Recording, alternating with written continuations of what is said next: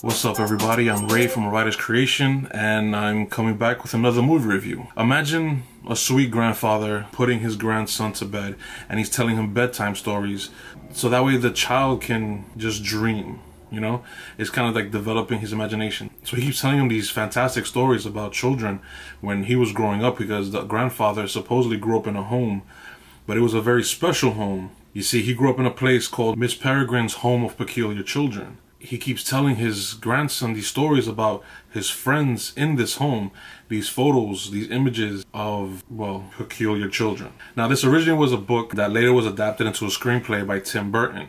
Tim Burton directed this movie, and you know, if you like Tim Burton films, you appreciate his style overall. I'm a Tim Burton fan. This movie was, in its tone, kind of feels like old school, gothic-y, emo. It's Tim Burton. It's a well-acted movie. I mean, you have Eva Green, Asa Butterfield, who was in Ender's Game about 2 years back or 3 years back. It stars Judi Dench, Samuel L.Jackson. It stars a good amount of people. Samuel L.Jackson, isn't he like in everything? He's been like in 15 movies in the past like 3 or 4 years. Give it up to Samuel Jackson.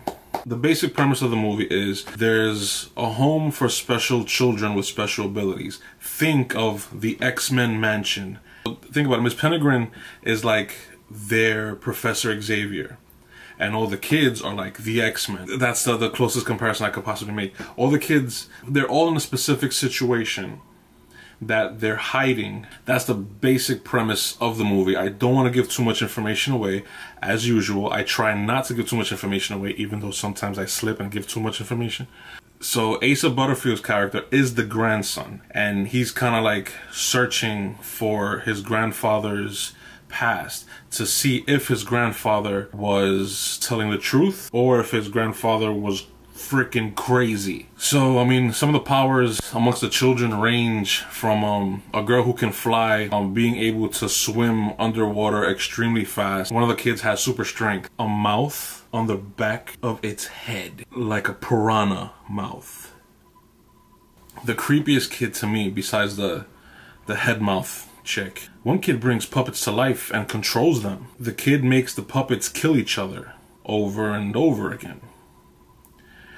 I do recommend Miss Peregrine's Home of Peculiar Children if you want to see something that's a little bit different, a little bit awkward, and something that you really haven't seen too much before, but in a familiar context.